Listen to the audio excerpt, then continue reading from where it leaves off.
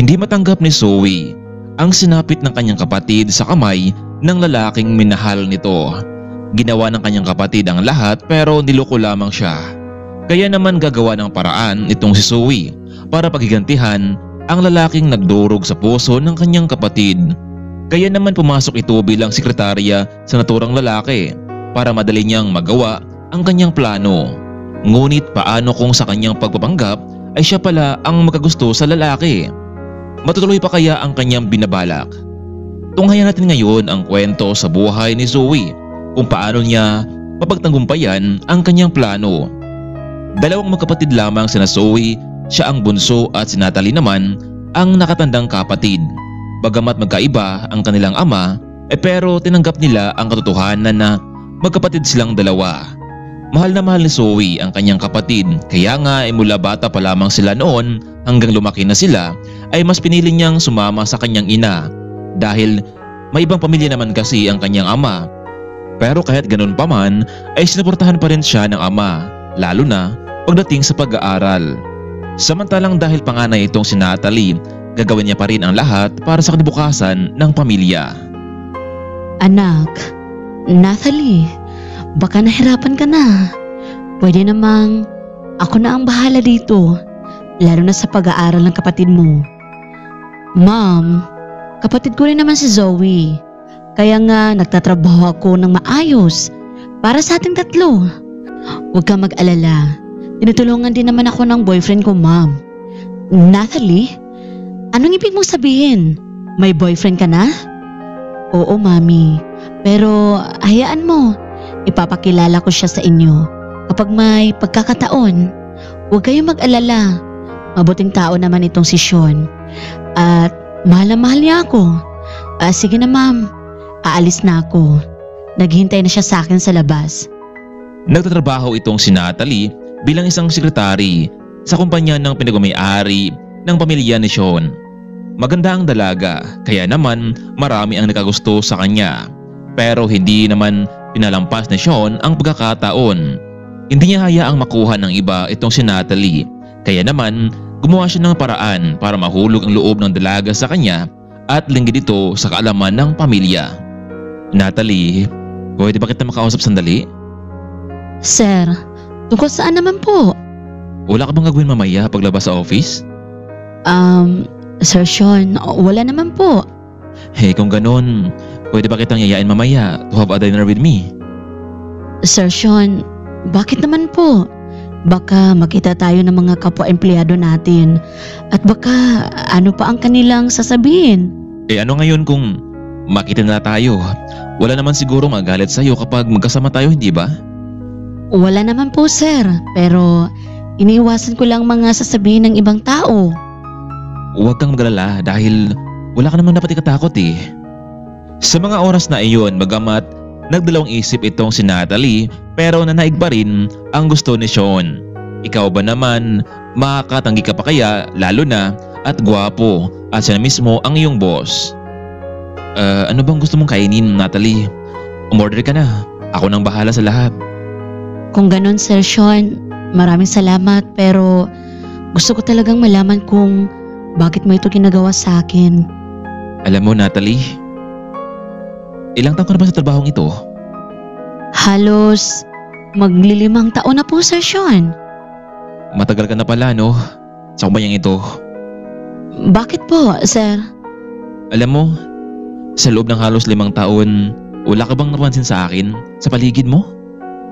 Wala naman, Mr. Sean, dahil trabaho lang talaga ang habol ko sa pamilya. Talaga bang hindi mo napapansin na maraming mga matahang nakatingin sa'yo dahil sa ganda mo? At isa na ako doon. Sir, anong ibig mong sabihin? Alam mo, gusto kita, Natalie. Pero hindi mo lang kasi napapansin kasi katulad ng sinabi mo, parati kang busy sa trabaho mo eh. Paano naman yung nararamdaman ko sa'yo? Gusto kita, Natalie. Mahal kita. Sana bigyan mo ako ng pagkataon para makilala mo ako ng lubos. Pero, Sir Sean, ano na lang sasabihin ng mga magulang mo na pumatol ka sa isang hamak na sekretarya lamang? Natalie, for the meantime, Walang ibang makakaalam nito kundi tayong dalawa lang. Nagdaan ang mga araw. Hindi tumigil itong si Sean sa pagpapakita ng pagiging concern nito sa babae. Kaya naman bagamat para kay Natalie, isa itong bawal na relasyon. Wala na siyang nagawa kundi tuluyan ng pumatol at sagutin itong si Sean dahil may naramdaman siyang tibok sa puso nito. Ano na Natalie? May pag-asa ba ako sa'yo? Alam mo sir, matagal kong pinag-isipan ito pero kung ganito pala ang maramdaman mo, hindi mo pala kayang tanggihan. Oo, sinasagot na kita. Mahal na rin kita. Pero sana huwag mo akong sasaktan na para bang isang panaginip lamang ito. Pangako, mamahalin kita. Sa tamang panahon, sasabihin ko sa kanilang lahat ang tungkol sa atin. Sana lang matatanggap nila ako. Nagpatuloy ang lihim na pag-ibigan ni Sean at Natalie. Isang gabi noon dahil magkasintahan na silang dalawa, matapos ng trabaho ay isinama ni Sean ang nobya sa kanyang kondo para magkaroon sila ng oras sa isa't isa. Bakit tayo nandito, Sean? Kaninong unit naman ito? Alam mo Natalie, kapag naging tayo na, itong buong unit na to, magiging sayo na rin. Matagal ko itong pinag-ipunan bago ko ito nakuha. Tara na sa loob. Tingnan natin kung gaano kaganda. Panigurado magustuhan mo talaga ito. Naku, sobrang ganda nga dito, Sean. Para ka na sa itaas ng langit habang pinagmamasdan ang taas ng tanawin. Ilang saglit pa nakabukas na ang aircon sa unit kaya naman malamig sa loob. Alam mo Natalie, dito ako naman lagi kung gusto kong magpahinga. Gusto kong mag-isa. Pero ngayon, mas lalong naging masaya ko sa buhay ko dahil nandito ka na kasama ko ngayon. I love you Natalie. Mahal na mahal kita. Biglang niyakap ni Sean itong si Natalie at dandahang halikan ito sa liig ng dalaga. Gusto mang kumawala nito pero hindi niya kaya. Kaya naman nagkaroon ng pagkataon itong si Sean na halikan ang dalaga sa may labi hanggang inangat niya ito patungo sa kama. Wala na nga nagawa pa ang dalaga kahit malamig sa loob ng unit pero nag-init ang kanyang katawan dahil sa paghalik ni Sean sa kanya. Hanggang sa tuluyan na ngang naangkin ni Sean ang matagal nang iningatan ni Natalie. Dahil sa pangyayaring iyon, pareho silang nakatulog dahil sobrang pagod. Ilang oras ang nakalipas ay biglang nagising itong Sean dahil umiyak sa kanyang tabi itong si Natalie. Ay Natalie, bakit ka umiyak ha? Sean, hindi ko nakala na mangyayari ito sa akin. Alam mo bang, pangarap kong ibigay ang sarili ko sa lalaking magiging asawa ko. Natalie, hindi ba nangako ko sa iyo naman na pagdating ng tamang panahon, ipapakilala kita sa mga magulang ko and beside, hindi ka dapat mangamba dahil ako ang boss sa kumpanya mo.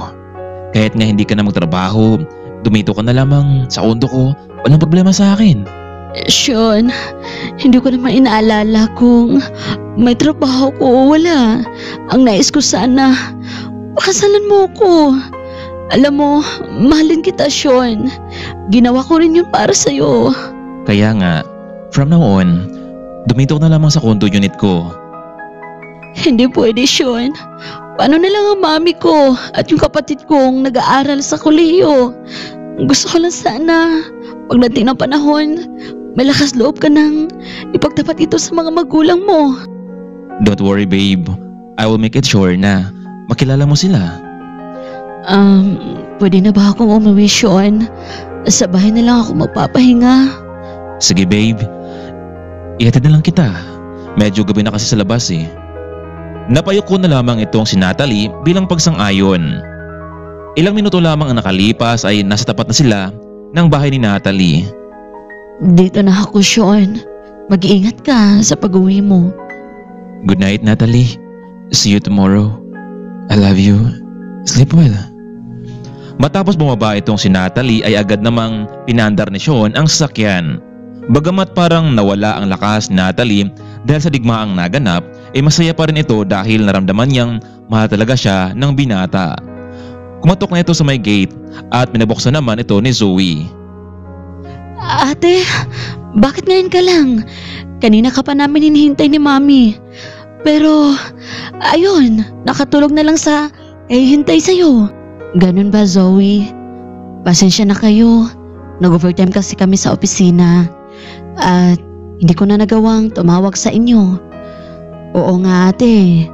Halata ngang pagod na pagod ka sa trabaho mo. Hindi ko na lang ginising si Mami para makapagpahinga ka na rin. Matapos sinarado ni Zoe ang pinto ay nagtungo na rin ito sa kanyang kwarto. 12:00 na kasi ng gabi dumating ang kanyang ate Natalie. Samantalang habang nagumaneho naman ang sasakyan, etong si Sean, labis naman ang kanyang saya dahil agad niyang nakuha ang gusto nito sa babae. Inisip niyang mabilis palang paikutin nitong si Natalie at paniwalain sa kanyang mga pangako. Wala na. Sa wakas nakuha ko na siya. Kung sino man ang gustong maligaw sa kanya, wala na akong makialam doon. Ang malaga, ako ang unang nakaangkin sa kanya. Samantalang sobrang saya naman itong si Sean dahil sa wakas ay nakuha niya na ang gusto nito sa dalaga. Kaya naman, pagdating nito sa kanilang bahay ay laking gulat niya dahil naghintay pala dito ang kanyang mami. Oh ma'am, bakit hanggang ngayon ay gising pa rin kayo? Sean, hinihintay talaga kita makauwi dito sa bahay. Saan ka pa talaga galing? Ma'am, galing ako sa office at marami lang akong ginawa doon. Sean, huwag mo akong lokohin ha. Tumawag ako sa office. Ang sabi, wala ka doon at lumabas ka at kasama mo ang sekretary mo. Anong ibig sabihin mo nun, Sean? Huwag mong sabihin pinatulan mo ang sekretary mo. No, ma'am. At sino naman nagsabi sa'yo niyan, ha? Sean, naghihintay lang si Micah sa'yo. Kaya, balikan mo siya. Huwag mong sabihing pagpalit mo si Micah na anak ng isang businessman, dyan lang sa isang babaeng malandi. Ma'am, wala kaming relasyon ng sekretarya ko. Nag-usap lang kami tungkol sa appointment ko. At kung tungkol naman kay Micah ang pag-usapan natin, ma'am, hindi ko siya mahal. Bakit ba kasi pinagpilitan mo siya sa akin? Sean, nakalimutan mo na ba? Kung hindi dahil sa kanilang pamilya, wala ka ngayon sa pwesto mo. Kaya whether you like it or not, magpakasal kayo ni Micah. Bahala kayo, ma'am. Pero hindi ako sang-ayon sa plano mo. Siya nga pala, ma'am, sige na. Kailangan ko ng pahinga. Marami pa akong trabaho bukas eh. Sean, hindi pa tayo tapos ha? Ma'am, marami namang panahon para mag-usap tayong dalawa. Nagtungo na nga ang lalaki sa kanyang kwarto. Kaya nga minsan, mas gusto pa niyang tumira sa kanyang kondo. Pero nag-isa lang kasi ang kanyang Mami Elizabeth, kaya naman sinamahan niya lamang ito. Samantalang kinabukasan naman ay maaga nagising itong si Natalie, bagamat masama ang kanyang pakiramdam pero kailangan niyang pumasok at bumangon para sa pamilya. Good morning, Ate Natalie. Kumain ka na. Sige, Joey. Salamat. Nasaan nga pala si Mami? Maaga siyang gumising. Alam mo namang sobrang sipag ng Mami natin sa kanyang maliit na negosyo. Ikaw, kumusta na ang pag-aaral mo? Nako ate, sa susunod na buwan, graduation na namin. Sa wakas, makapagpahinga ka na rin sa pagsuporta sa akin ate. Kailangan ko na rin maghanap ng trabaho para naman makabawi ako sa inyo ni Mami. Zoe, wala namang problema sa akin. Kung makabawi ka, ang mahalaga ay may trabaho ka para sa sarili mo. Basta ate Natalie, maraming salamat talaga sa lahat ng ginawa mo. Sa lahat ng mga sakripisyo mo sa amin ni Mami. Kaya nga, mahal na mahal ko kayo ni Mami Isabel. Nako, nambola ka pa. Oo siya, kumain na nga tayo. Matapos nilang kumain, ay naghanda ng bawat isa para sa kanilang pagpasok. Naunang umalis itong si Zoe patungo sa university. Kasunod naman, itong si Natalie at sumakay sa taxi. Pagdating ni Natalie sa office, agad naman itong binati ng ilang mga kapwa-empleyado. Lalo na ang mga kalakihang may gusto sa kanya. Grabe pare no? Kahit saan ang gulo tingnan. Maganda talaga itong si Natalie. Wala kapantay ang kanyang ganda kaysa kay Miss Micah. Jay, narinig ko ang sinasabi mo. Sino Micah? Mukhang hindi ko siya pamilyar ah. Wala yun Natalie. It is a lady na humaling kay Sean. So, ibig mong sabihin, merong girlfriend itong si Mr. Sean? Hindi pa naman totally girlfriend pero doon din naman tungo nito dahil napag-usapan na ito ng pamilya nila. Uy, Natalie, nakinig ka ba? Parang ang layo naman inisip mo dyan ngayon Oo naman Jay, sige na. Papasok na ako sa office. Pagpasok ni Natalie sa office ng boss ay kasalukuyan nakaupo sa mesa ang lalaki. Good morning, Mr. Sean. O Natalie, mabuti naman at nandito ka na. Samahan mo ko mamaya ha. May meeting tayo kasama ng mga board of directors. Sige po, Mr. Sean. Pero may tatanong lang sana ako. Kung sino ba si Micah sa buhay mo? Ha? Micah? She's just the girl that mom really like for me. Pero hindi ko siya gusto dahil yung babaeng nandito ngayon sa harapan ko, siya ang gusto ko. Sana lang, Sean, ha? Sana panindigan mo yung mga sinasabi mo. Babes, don't worry. Matutupad ko ang gusto kong mangyari. Lumipas ng ilang araw, lihim pa ring lumalabas sina Sean at Natalie at hindi maiwasang may mangyari muli sa kanilang dalawa. Hanggang sa sumapit na nga ang ika-3 linggo ay hindi may paliwanag ni Natalie ang kanyang nararamdaman na para bang mabigat ang kanyang katawan at lagi itong naduduwal. Hindi niya malaman kung ano ang dahilan kung bakit ito nangyari. Kaya naman para makasigurado sa kanyang nararamdaman ay nagtungo ito sa ospital para magpakonsulta sa doktor. At laking gulat niya sa sinabi ng doktor dahil 3 linggo na pala itong hindi dinadatnan. Miss Natalie, congrats dahil you get pregnant. Ha? Ano, Doc? Buntis ako? Oo, kaya from now on ay kailangan mong magdandahan sa mga gawain or pwede namang mag-leave ka muna sa trabaho mo dahil masilan ang pagbubuntis mo at kailangan mong mag-ingat. Pero, Doc, kailangan ko magtrabaho para sa pamilya ko. Okay, Miss Natalie. Pwede naman siguro pero kailangan hindi ka ma-stress. Bumalik ka dito next month ha for another check-up, okay? Maraming salamat talaga, Doc. Hindi malaman ni Natalie kung ano ang dapat niyang gawin ngayon. O ito ba ay dapat niya ikasaya? Hindi niya inasahan na ganito ang mangyayari. O Natalie, bakit late ka? Anong oras na? Hindi ka man lang nagsabi sa akin. Pasensya ka na talaga, Mr. Sean. Masama kasi ang pakiramdam ko nitong umaga. Kaya nagtungo agad ako sa ospital para magpa-check up. Ganun ba? Anong balita? Alam mo, magiging daddy ka na. Pwede ba, Natalie? Hindi ba nagbiro yan, ha? Sean, hindi ako nagbibiro. Magiging daddy ka na talaga.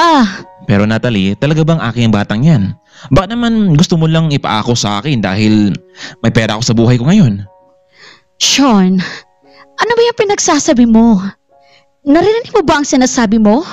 Kung hindi dahil sa'yo, hindi ito mabubuo. Akala ko ba papakasalan mo ako? Tapos ngayong nakuha mo na ang gusto mo, ibabasura mo na lang ako? Alam mo ba, ikaw lang naman ang lalaking minahal ko. Hindi naman sa ganun. Alam mo, may mga plano pa ako sa buhay ko at kailangan walang sagabal. Ano? So sagabal pala ako sa buhay mo?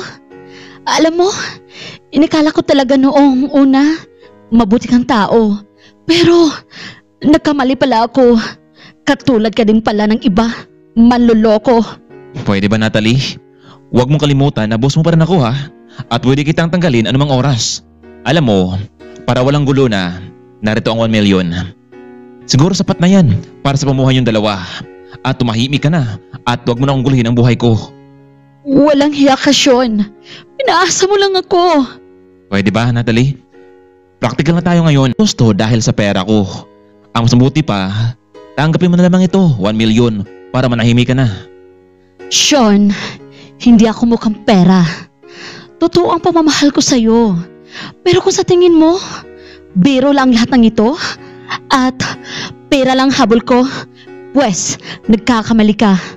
Sige na, aalis na ako sa kumpanyang ito. Pero, ito ang tatandaan mo, Sean. Pagsisihan mo ang lahat ng ginagawa mo sa akin. Right now, Natalie, get out of my office. Oh, ito nga pala, ang huli mong sahod. 20k yan. Matapos ng kanilang pag-uusap ay kinuha ni Natalie ang pera na inilagay sa mesa ni Sean at umalis na rin ito papuntang bahay. Ngunit masama ang kanyang loob. Oh, saan ka pupunta, Natalie? Bakit umiyak ka? Ano nangyari? Wala to, Jay. Personal problem ko to. Teka lang. Bakit dala mo yung mga gamit mo sa office? Nagre-resign na ako, Jay. At wala nang dahilan na para muli pa akong bumalik sa lugar na ito. Baka naman, pwede pang pag-usapan natin to. Sayang, matagal ka na rin sa kumpanyang ito, hindi ba? Kakusapin ko ang management. Salamat Jay sa concern mo pero nakapagdesisyon na ako. Paano? Mag-ingat kayo dito Jay. Sorry kung hindi kita pinapansin dati ah. Alam ko namang may gusto ka sa akin pero hindi man lang kita nabigyan ng pagkakataon. Ano ka ba? Hindi ko naman ipagpilitan sarili ko sa'yo. Lalo na kung wala namang nararamdaman ka sa akin, di ba?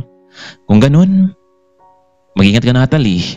Sana hindi pa ito ang huling beses na magkita tayo. Tuluyan na ngang umalis itong si Natalie. Samantalang labis naman ang pagtataka nitong si Jay kung bakit biglaan ang pag-alis ng dalaga.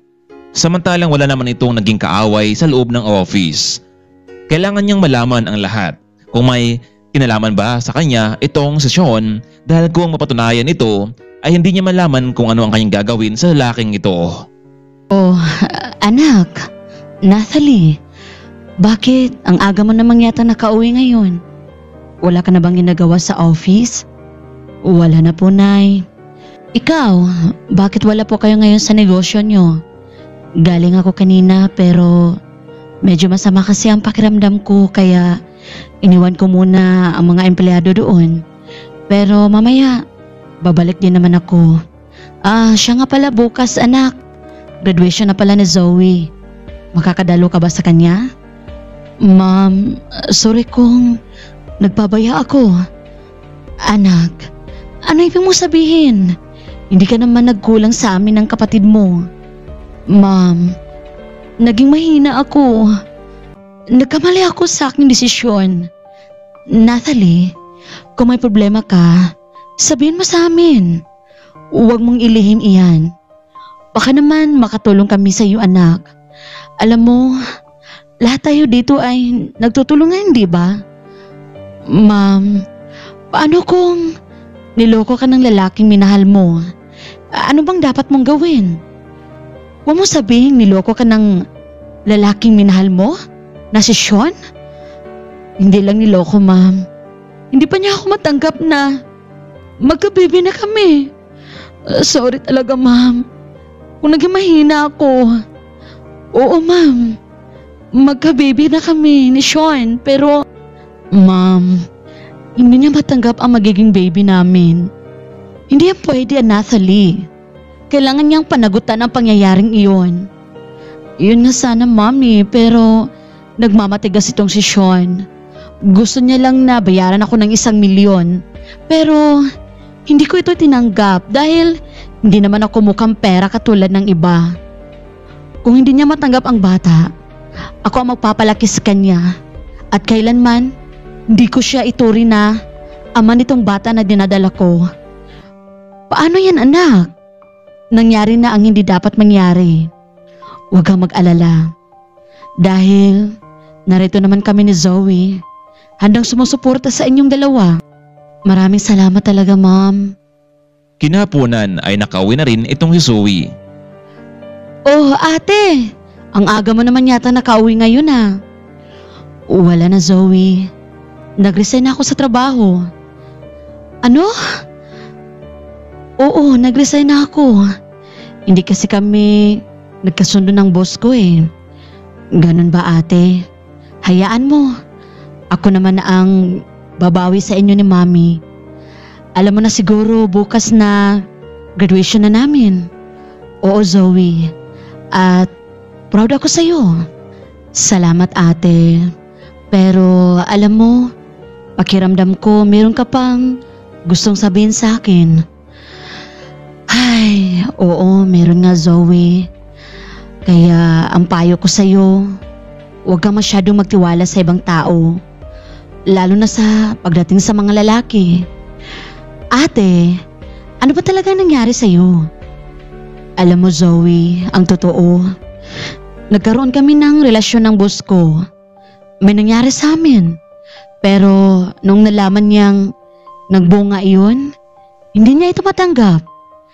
Pero alam ko namang sa lahat ng ito, pagsubok lamang ito. Ano ate?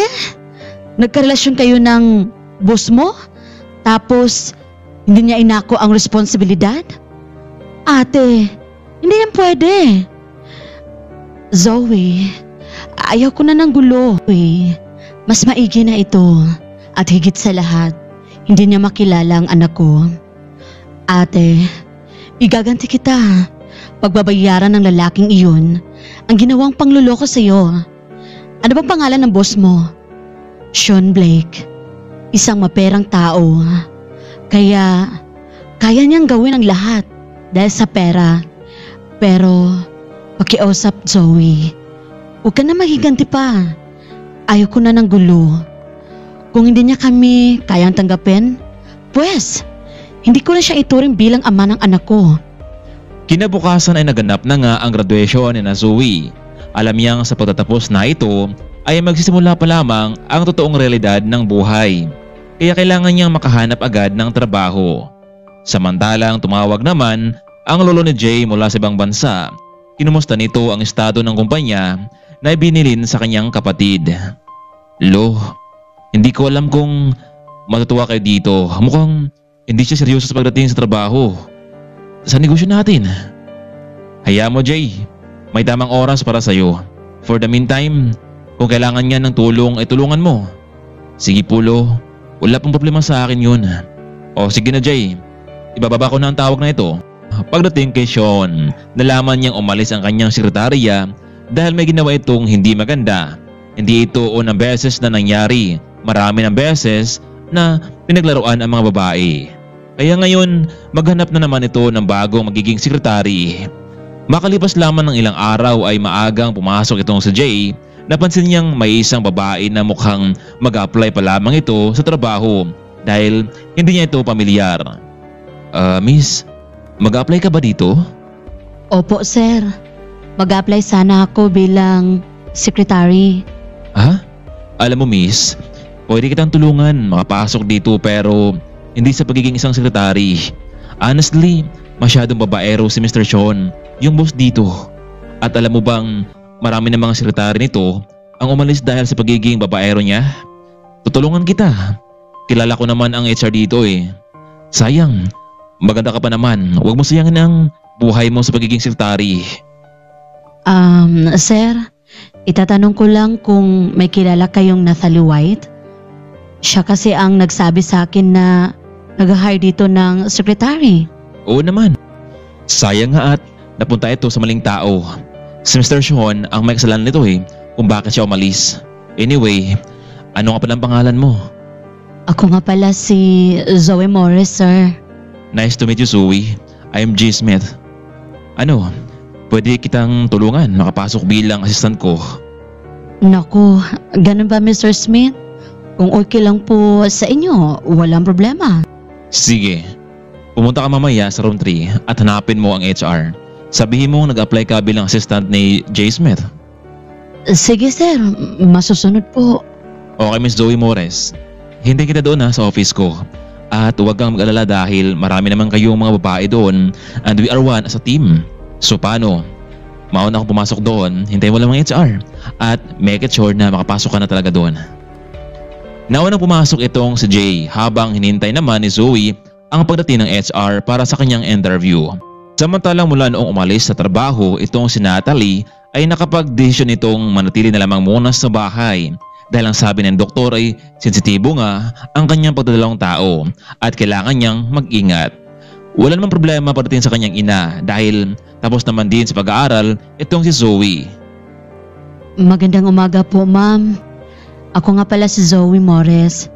Pinapapunta po ako dito ni Mr. Zay para mag-apply ng trabaho bilang isang assistant niya. Okay miss, akin ang resume mo. So, ikaw nga pala si Zoe Morris.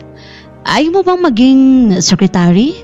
Mas malaki ang sweldo kumpara sa pagiging assistant mo kay Mr. Zay. 30,000 per month bilang isang secretary. Ganun po ba ma'am? Pero sinabi sa akin ni Mr. J na sa team niya ako papasukin. Alam mo Zoe, ako ang HR dito at ako ang dapat magdesisyon kung saan ka pwede ilagay. Pero for the meantime, sige, pumasok ka muna bilang asistente Mr. J. So congrats! Pwede ka na magsimula ngayon sa trabaho mo. Naku, maraming salamat talaga ma'am. Pero remember, Miss Morris, oras na kailangan ka talaga namin bilang sekretary at walang ibang mag-apply. Ikaw ang kukunin ko. Sige na, kakapunta ka na sa team ni Mr. J. Smith. Maraming salamat po ulit ma'am. Matapos niyang ma-interview ay agad itong lumabas mula sa office ng HR at nagtungo na sa office ni Jay. Pero habang naglalakad pa lamang ito sa may hallway ay nakasalubong niya itong si Sean na tila nagulat nang makita siya. Excuse me? Parang ngayon lang kita nakita dito Nag-apply ka ba? Opo sir, galing po ako sa HR department at pinapapunta po ako sa office ni Mr. J. Ano? Sa kanya? Opo sir. Sige na. Pumunta ka na doon. Pupunta ko ang HR. Habang naglalakad itong si Zoe ay napansin niyang panay tingin sa kanya itong si Sean. Kaya naman mabilis siyang naglakad patungo sa office ni Jay. Good morning po sir. Nakausap ko na po ang HR at pinapapunta niya po ako dito. Mabuti naman kung ganun. Pero wala bang in-offer sa iyo ang HR? Meron po sir. In-offer niya sa akin yung pagiging secretary sa mas malaking sweldo. Ano naman ang sinagot mo? Ang sabi ko, sa team na lang ako ni Mr. J. Pero mukhang hindi maganda ang kanyang reaksyon. Mabuti naman at mas pinili mo ako dito dahil kung nasilaw ka man sa malaking sweldo, paniguradong masisira ang buhay mo katulad ni Natalie White. Bigla na lamang itong umalis nang walang paalam at hindi alam kung anong dahilan. Okay guys, makinig kayong lahat. Ito nga pala si Zoe Morris, ang bago nating kasama sa team. Hello Zoe, welcome sa team namin. I'm Jessie. JC, for the meantime, ikaw munang bahala kay Zoe Ituro mo sa kanya ang dapat niyang gawin, okay? Yes sir, wala pong problema. Sige, back to your work at may kailangan pa akong gawin. Naku, Zoe, mabuti na lang at kami ang pinili mo. Siguradong mag-i-enjoy ka kasama ng team namin. Isa pa, napakabait ni Mr. Zay. Halos lahat kami dito ay matagal na sa kanya at ni isa ay wala pang umalis. Di katulad ng ibang team. Naku, marami ng empleyado ang nag-resign. Ewan ko ba kung bakit. Naku, maswerte ako kasi kayo ang magiging kasama ko sa trabaho. Samantalang nagtungo naman itong si Sean sa HR department para kausapin ng HR tungkol sa magandang babae na nakasalubong nito sa may hallway. Eunice, bakit ka pumayag na ilagay sa team ni Jay yung magandang babae? Hindi siya nabagay doon. Alam mo namang mas kailangan ko ng sekretary, hindi ba ngayon? Lalo na at maraming appointment na kailangan kong daluhan. Mr. Sean, matagal lang nangailangan si Jay ng assistant at si Zoe ang nilagay ko doon. So, Zoe pala ang kanyang pangalan. Makinig ka sa akin HR, Eunice. Gawin mo ng paraan to para maging sekretary ko ang babaeng yun. Kung ayaw mo matanggal ka sa pwesto mo. Mr. Sean, binabalance ko lang ang sitwasyon. Matagal lang nag-request itong si Jay at ngayon lang dumating. Isa pa, hindi naman ikaw ang nagpapasok sa pwesto ko, kundi ang lolo mo. Pwede ba, Eunice? Huwag ka nang sumugot sa akin dahil isang tawag ko lang kay lolo, paniguradong bye-bye ka na. Huwag kang mag-alala Mr. Sean. Meron na rin tayong mga aplikante para sa gusto mong posisyon. Siguraduhin mo lamang, Eunice na magustuhan ko yung ibibigay mo sa akin. Napayo ko na lamang itong si HR pero kahit anong sabihin ni Sean sa kanya ay wala siyang dapat ikatakot dahil si Mr. Richard Blake ang naglagay sa kanya sa pwestong iyon. Samantalang habang nasa loob ng kanyang opisina itong si Sean ay hindi siya mapalagay. Gusto nitong yung babae kanina na kanyang nakita ang siyang maging kanyang sekretarya pero mukhang tutol dito ang HR. Jessie, kumusta na ang status ni Zoe dyan? Ayos naman po Mr. J. Alam na ni Zoe ang ilan sa mga dapat niyang gawin. Mabilis na siyang matuto. Kung ganun, dahil dyan bibili mo na ako ng snack sa kantin para sa ating lahat. Nako, Sir Jay, magutos ka na lang ng iba.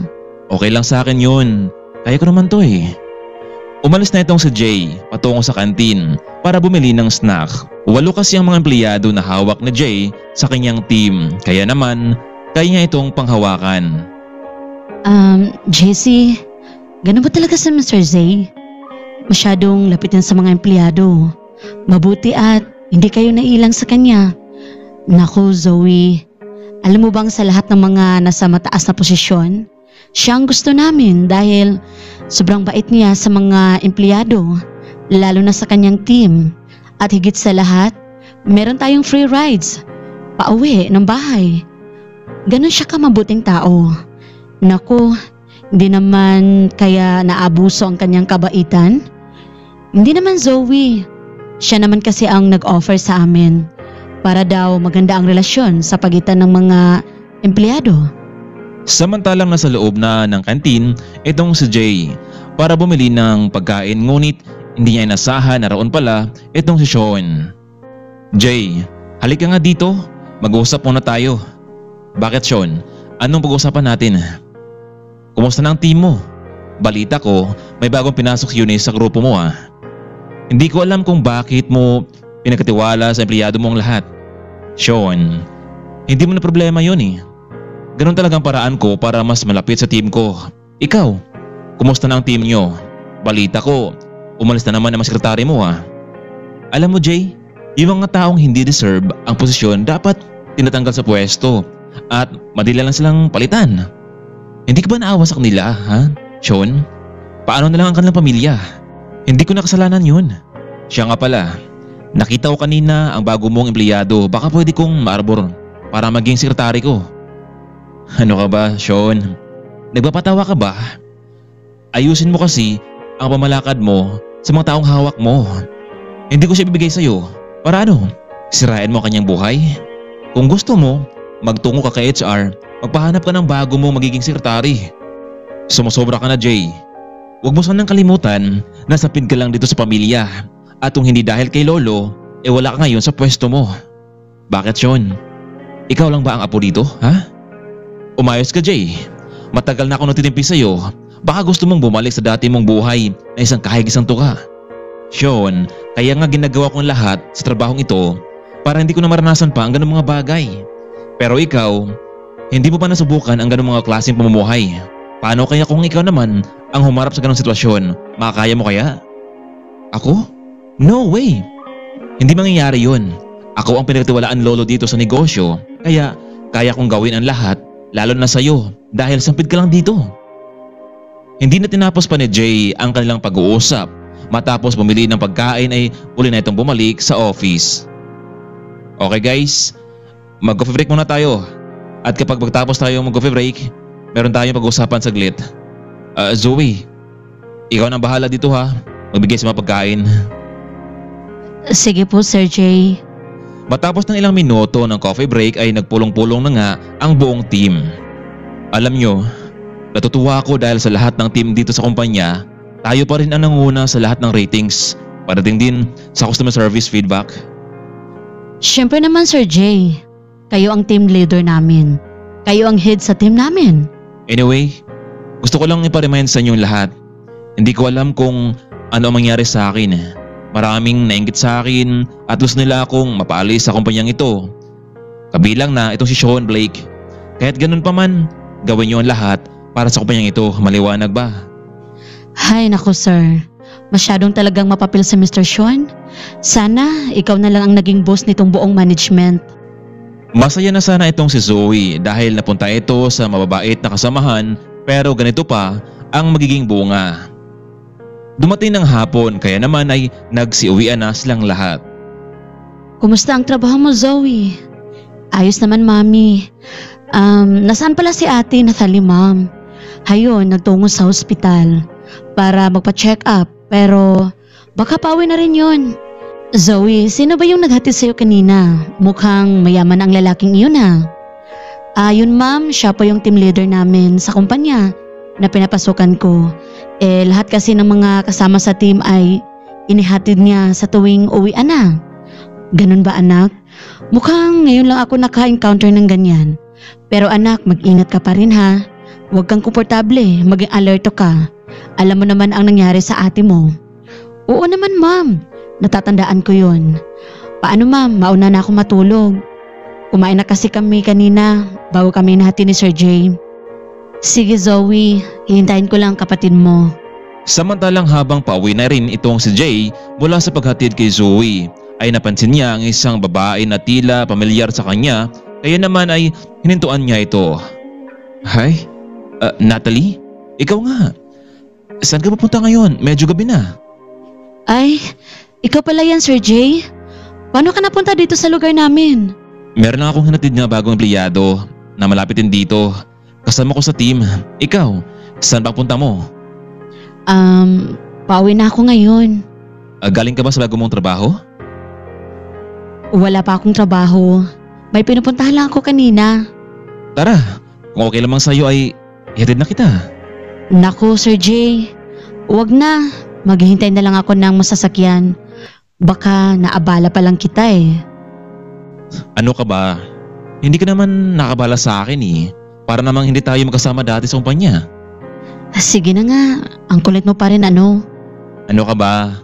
Ganito lang naman talaga ako, di ba, sa mga taong malapit sa akin. Pero yun nga lang, hindi mo ako sinagot. Hoy, excuse me Sir Jay ha. Hindi ka naman kasi nanligaw sa akin noon. Oo, napansin kong lagi kang nakatingin sa akin pero alam ko ba ang totoo mong nararamdaman? Pero naniniwala naman ako na magkakatagpo ka ng babae na totoong magmamahal sa'yo. Nako, sana nga lang Natalie. Sana nga. Oh, nandito na pala tayo sa bahay namin. Sandali lang Natalie. Ito kasi yung bahay ng bago naming empleyado na si Zoe Morris. Kilala mo ba siya? Ano? Si Zoe? Nag-apply sa kumpanya niyo? Oo naman. Sa katunayan nga, under siya ng team ko ngayon eh. Bakit? Kapatid ko si Zoe. What? Kapatid mo si Zoe pero bakit? Magkaiba ang iyong apelyido. Anak siya ng ma'am sa ibang lalaki pero tinanggap ko siya sa bahay at pinapaaral ko. Oh, ganun ba? Oo Sir Jay, pakiusap, please. Hindi ko naman mapilit ang kapatid na maghanap ng ibang kumpanya pero sana manatili siya sa team mo. Huwag mo siyang hayaang mapunta sa iba. Mapunta kay Sean? Hayaan mo Natalie, ako ang bahala sa kapatid mo. Alam mo namang kaugalian kong ihatid pa uwi ang mga empleyado ko para safe sila sa trabaho. Ikaw lang kasi yung nasilaw sa 30,000 na sahod bilang isang sekretary. Hayan ka na naman Sir Jay. Syempre, may pinapaaral ako. Kaya tinanggap ko na. Natalie, yung totoo lang, ano bang naging dahilan kung bakit ka biglang nag-resign sa kumpanya?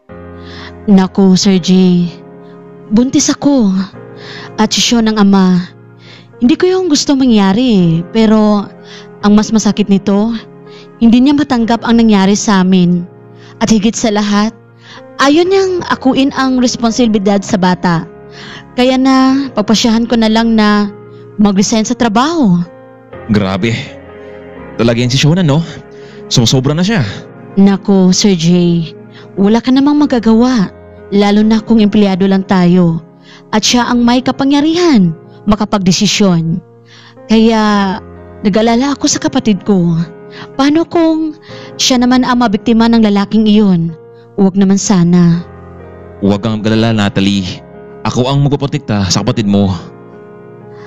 Sige na Sir Jay. Dito na ako. Salamat sa paghatid mo sa akin. Ano kaya ang gagawin ni Jay nang malaman nito ang totoong dahilan ni Natalie kung bakit siya nag-resign sa kumpanya? Ipagtapat na rin kaya ni Jay na si Sean ay kanyang kapatid. Maraming salamat Jay sa paghatid mo sa akin.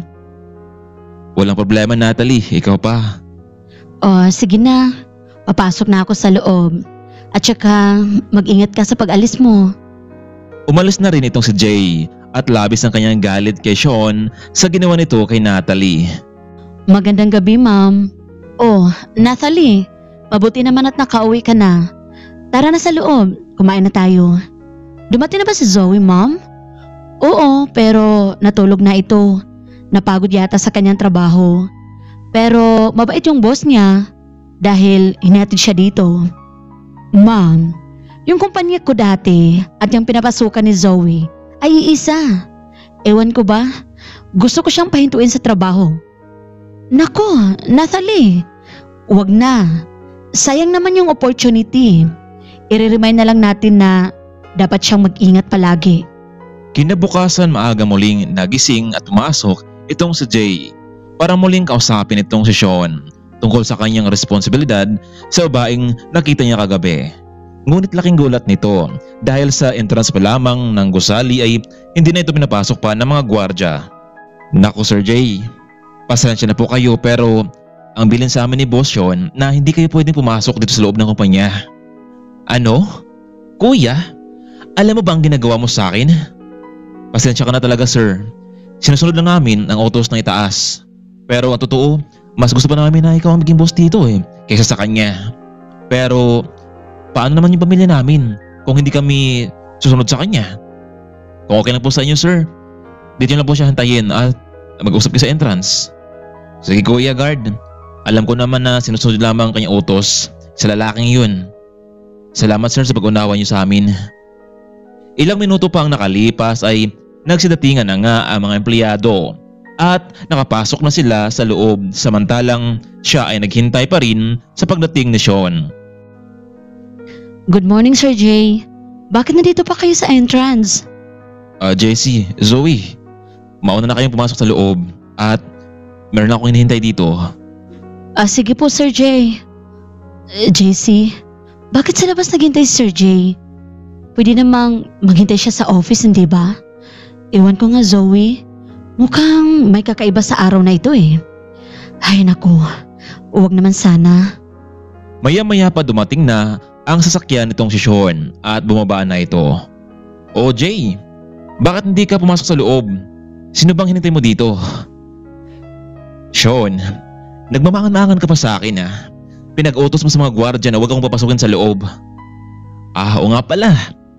Nakalimutan kong sabihin sa'yo kahapon na you're fired, Jay. Hindi na kita kailangan pa sa kumpanyang ito. Ano? Kumpanya mo? Naibang ka na ba ha? Pinagkatiwala lang sa'yo ni Lolo ang posisyon. Bakit, Jay? Sino bang magmamana nito? Kundi ako lang naman din, di ba? Masyado ka kasing against sa mga pinamalakad ko dito. Kaya mula sa araw na ito, hindi ka na pwedeng pumasok sa loob. Bumalik ka na kung saan lungga ka man galing. Maliwanag ba?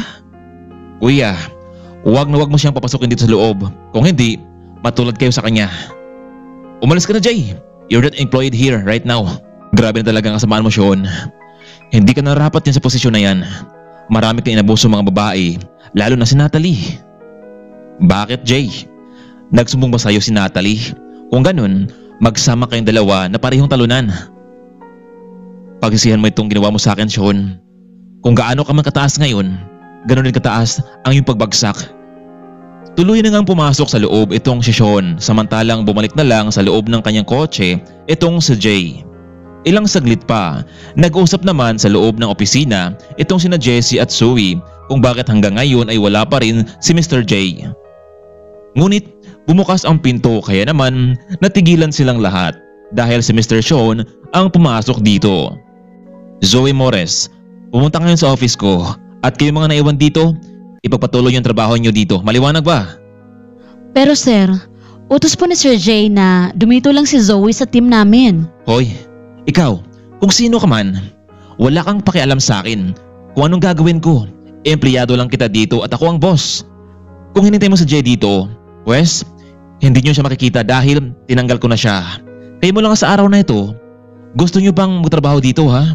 Gawin niyo ang lahat para sa pamilya niyo. Kung hindi, matanggal din kayo. Zoe, sumunod ka sa akin sa office ngayon na. Lumabas agad itong si Sean. Paano to? Jessie, sino ba susundin natin? Teka lang Zoe ha. Tatawagan ko lang si Sir Jay. Hello? Jessie, napatawag ka. Sir, nagtungo dito sa office si Mr. Sean. Totoo bang kanya sinasabi na hindi ka na team leader namin? Paano na kami sir? Isa pa, kinukuha ni Mr. Sean si Zoe. Jessie, for the meantime, sabihin mo kay Zoe na sundin lamang muna itong si Sean. At huwag kayong mag-alala dahil babalik din ako. Basta gawin niyo lang ang kaya niyo ha. Sige po, sir. Maraming salamat po. Oh, Jessie, ano bang sabi ni Sir Jay? Wala talaga siya eh. Sundin na lang muna natin ang utos ni Mr. Sean. Sige na, pumunta ka na sa kanya. Ako na ang bahala sa team natin kahit wala si Sir Jay. Lumabas na ng office itong si Zoe at nagtungo na sa office ni Sean. Oh, mabuti naman at nandito ka na, Zoe. Akala ko gusto mo ring mawala sa trabaho eh. Nako sir, hindi po. Kailangan ko ng trabahong ito para sa pamilya ko. Kung ganon, mabuti naman. O siya nga pala, mula ngayon ako na ang magiging boss mo at ikaw ang sekretarya ko. Wala ka namang ibang gagawin dito eh kundi sumunod sa mga utos ko at sumamas kung saan man ako magpunta. Gaya ng sabi ng HR, 30,000 ang sahod mo monthly kaya wala ka nang dapat pang ipag-alala, okay? Sige po, Sir Sean. Bukas nga pala, maaga tayong alis. Meron tayong appointment at kailangan nandun ka para malaman mo na rin ang mga dapat mong gawin. Sa ngayon, kailangan mo munang mag-aral ng dokumento dito at kung sino-sino ang mga investors natin. Sige po, Sir Sean. Teka lang, matanong lang kita, may boyfriend ka na ba? Baka naman tatawag dito yon sa oras ng trabaho mo. Yan ba naman ang hindi ko gusto? Nako sir, huwag po kayong mag-alala dahil wala naman pong tatawag sa akin at isa pa, wala naman po akong boyfriend. Kung ganun, mabuti naman para makapag-focus ka sa trabaho mo. Pero ilang saglit pa ay kakasabi pa lamang nitong si Sean ngunit tumunog na ang phone nitong si Zoe. Oh, akala ko ba wala kang boyfriend? Nako sir, pasensya na pero si Sir Jay po ang tumawag sa akin eh. Huwag mong sagutin yung tawag na Jay. Tsaka, pwede bang i-block mo na yung number niya? Sige po sir, masusunod po. Enough na lamang din ni Zoe ang kanyang phone dahil oras naman din ng trabaho. Ay nako talaga ikaw Jay, masyado kang pakialamero. Kahit wala ka na dito sa serbisyo, pero hindi ko hayaan na bumalik ka dito sa kumpanya at makuha mo itong si Zoe dahil bago mangyari yun, magiging akin muna itong si Zoe, ha? Hanggat ako ang nasa taas dito, susundin nila ako. Yun ang gusto ko. Dumating na nga ang hapon, kaya naman umalis na itong si Zoe sa office ni Sean at paglabas nito ay nakasabayan niya sa Jessie at ilan sa kanyang mga kasamahan. Oh Zoe, kumusta naman ang bago mong pwesto? Hay nako Jessie, sobrang boring sa loob.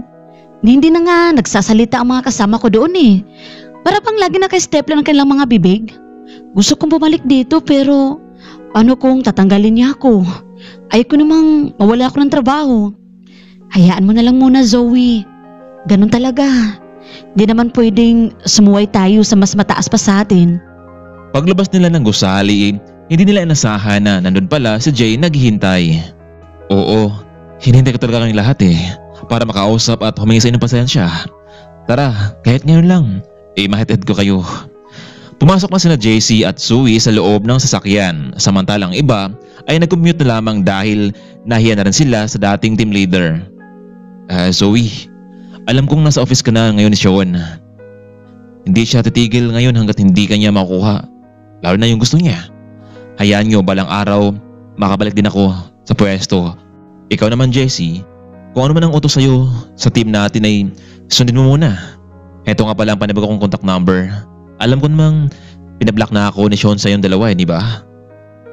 Sir, bukas nga pala ng umaga. Papasok namin, meron daw kaming pupuntahan ni Mr. Sean. Basta, maging alerto ka lang Zoe. At kung may problema, tawagan mo ako, okay? Maya-maya pa may tumawag kay Zoe sa phone at si Sean pala ito. Hello sir, bakit po? Zoe, nasaan ka na? Bakit umalis ka? Hindi ka ba lang napaalam sa akin Sir, sorry po. Pero nasanay kasi akong pag-orasan ng uwian, lalabas na ako sa office. Nasaan ka ba ngayon at ihatid na kita? Naku sir, wag na po. Sa ngayon kasi nakasakay ako ng taxi. Sige, kita na tayo bukas ha. Binaba ni Zoe ang tawag. Zoe, mabuti naman at hindi mo na sinasabi kung kanino tayo sumakay. Baka mas lalo siyang magalit sa atin. Oo nga mabuti na lang at hindi ko nabanggit. Paano Sir Jay? Zoe, dito na lang ako sa may kanto. Sige Jessie, Mag-ingat ka. Pagkatapos kong ihatid si Zoe, uuwi na rin ako. Sir, nakakahiya naman po sa inyo. Ano ka ba, Zoe? Basta lagi ka lang mag-ingat. Alam naman natin na ang ugali ni Sean, hindi ba? Sa oras na makabalik ako sa pwesto ko, sisiguraduhin kong ipapatanggal ko siya doon. Hindi ko hayaang may manloloko siyang mga babae o mga tao. Sir, dito na lang po ako. Maraming salamat po sa paghatid. Sige, Zoe. Mag-ingat ka, ha? Biglang hinalikan ni Jay sa pisngi ang dalaga, kaya naman ay nagulat ito. Sir, alis na po ako. Maraming salamat ulit.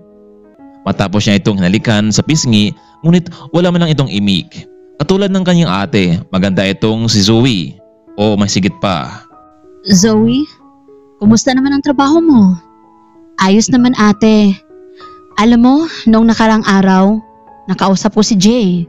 Nabalitaan kong sa dating pinapasukan kong kumpanya, doon ka rin pumasok. Pero mabuti na lang at nasa team ka ni Jay napunta. Oo ate, pero kaninang umaga, tinanggal ni Mr. Sean, si Sir Jay, sa kanyang posisyon. Kaya ngayon, kinuha ko ni Mr. Sean bilang sekretary niya. Ano? Nagawa kay Jay yun? Oo ate, samantalang malaki naman ang ambag ni Jay sa kumpanya.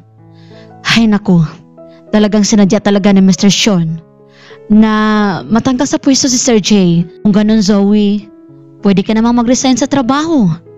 Alam ko ang ugali ng lalaking iyan. Sagad sa buto ang kanyang kasamaan. Pero ate, gustuhin ko mang gawin iyon pero hindi pwede. Paano ka na? Paano na ang panganganak mo? Hindi naman pwede na iasa natin kay mami ang lahat. Pero paano ka Zoe? Naniniwala naman akong makahanap ka pa rin ng bagong trabaho na hindi ka ma-pressure at hindi ka mapapahamak. Ate, kailangan ko lang mag-ingat. Siguro kapag nakapag-ipon na ako, kahit pa paano, pwede na rin ako mag-resign pero sa ngayon, hindi pa talaga pwede ate. Samantalang nakarating na rin itong si Jay sa kanyang apartment. Ito ang apartment na pamana sa kanyang ama at ito na lamang ang naiwang alaala. Ayon sa kanyang ama ay nagkaroon sila ng relasyon ni Elizabeth Blake, ang ina ni Sean, at siya ang naging bunga nito. Kaya naman malaki ang galit na asawa ni Elizabeth at nadamay pa ang sanggol na si Jay. Pero tanggap naman ng ama ni Elizabeth ang batang iyon. Pagkarating ni Jay sa apartment ay tumawag muli sa kanya ang lolo na si Richard Blake. Lo, kumusta po kayo? Jay, kumusta ang kumpanya? Naku lo, pasensya na kayo pero tinanggal po ako ni Sean sa pwesto ko bilang isang team leader at hindi na ako pwedeng makapasok sa kumpanya. Isa pa lo, maraming mga katawalian ang ginawa itong si Sean. Kung ganun Jay, kailangan ko nang itama ang lahat. Marahil sunod na mga araw ay makakauwi na ako dyan. Sige lo, maghintay ako sa inyo. Kailangan nating maagapan ang kumpanya bago pa mahuli ang lahat. Kinabukasan ay hindi na lamang umalis sa apartment itong si Jay. Ganun pa rin naman kasi ang mangyayari. Hindi pa rin siya papasokin sa opisina. Kaya naman ay hinintay na lamang nito ang pagdating ng kanyang lolo Richard. Samantalang nagtungo na sa trabaho itong si Zoe. Kailangan niyang pumasok ng maaga dahil meron silang appointment ni Mr. Sean sa mga investors. Hindi na ito dumaan sa dating kasamahan. Dumiretso na ito sa opisina ni Mr. Sean. Ngunit pagdating nito ay nakasara pa ang opisina. Kaya naman, naghintay na lamang itong dumating ang boss. Ilang minuto pa ang nakalipas ay hindi niya inaasahang nasa likuran pala nito ang kanyang boss. Zoe, kanina ka pa ba dito? Sir, karalating ko lang po. Sige na, pumasok ka na sa loob at maya-maya lang din ay alis na tayo. Pagkapasok nila sa loob ay inayos ni Zoe ang mga papeles na kailangan nila sa kanilang mahalagang meeting. Okay Zoe, let's go. Magkasunod silang lumabas ng opisina. Maraming mga mata ang nakatingin sa kanilang dalawa. Paglabas nila ng gusali agad na silang sumakay sa mamahaling sasakyan nitong si Sean. Nice Zoe. Ano pong ibig sabihin niyo Mr. Sean? I mean, nice yung suot mo. Bagay na bagay sa iyo maging sekretarya ko. Or maybe, could be my wife. Ano po? I'm kidding. Anyway, After the meeting, meron akong ibibigay sa iyong regalo. Nako sir, hindi niyo naman ako kailangan bigyan ng regalo. Sapat tapos sa akin na merong trabaho para sa pamilya ko. May ba nga tayo, Zoe, ano? Bakit nga ba wala ka pang boyfriend hanggang ngayon? Sa ganda mong yan? Nako sir, sa ngayon hindi pa yan ang priority ko. Siguro darating din tayo sa tamang panahon. Zoe, kung magbo-boyfriend ka naman lang din, piliin mo yung kaya kang buhayin, kayang ibigay sa iyo ang lahat. Katulad na lamang nitong kasama mo ngayon. Oo siya, nandito na pala tayo. Lagi mo lamang ihanda mga papeles natin kapag kailangan makita ng mga investors natin. Sige po, Mr. Sean. Nakarating na sila sa lugar kung saan sila magkikita ng mga investors. Kaya naman pagdating sa loob, naroon na mga inasahan nila. Good morning everyone. Maraming salamat at pinaunlakan niyo ako dito sa meeting natin. Mr. Sean, kaya kami nandito ngayon, gusto naming malaman ang estado ng kumpanya ni Mr. Blake. Hindi biro ang perang in-invest namin sa inyo. Ano ba kayo? Huwag kayong mag-alala. Kaya tayo nandito para pag-usapan natin ang mga bagay na mas ikakaunlad pa sa kumpanya. Mr. Sean, ang balita na namin tinanggal mo pa daw si Smith sa kumpanya. Which is malaki naman ang kanyang ambag dito, hindi ba? Pwede ba Mr. Saavedra? Huwag nating isali dito ang taong walang kinalaman sa paglago ng kumpanya. Mr. Sean, anong walang kinalaman sa paglaki ng kumpanya natin? Kung tutuusin nga, malaki pa nga naitulong nitong si Jay na team leader sa kumpanya kaysa sa pagiging boss mo. Alam mo Mr. Saavedra, sumusobra ka na. Baka nakalimutan mo na kahit may share ka sa kumpanyang ito ay kaya pa rin kitang patalsikin dito. Sige, Sean, gawin mo sa akin yun. Tingnan lang natin kung hindi babagsak ang kumpanyang ito. Panigurado akong alas kaming lahat dito ngayon.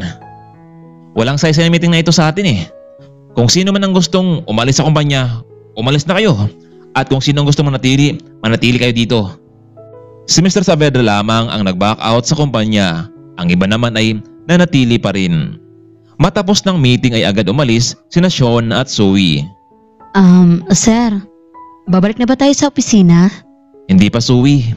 Gaya ng sinabi ko sa'yo kanina, may regalo pa ako sa iyo na dapat ibigay para naman mawala ang init ng ulo ko sa mga taong yun.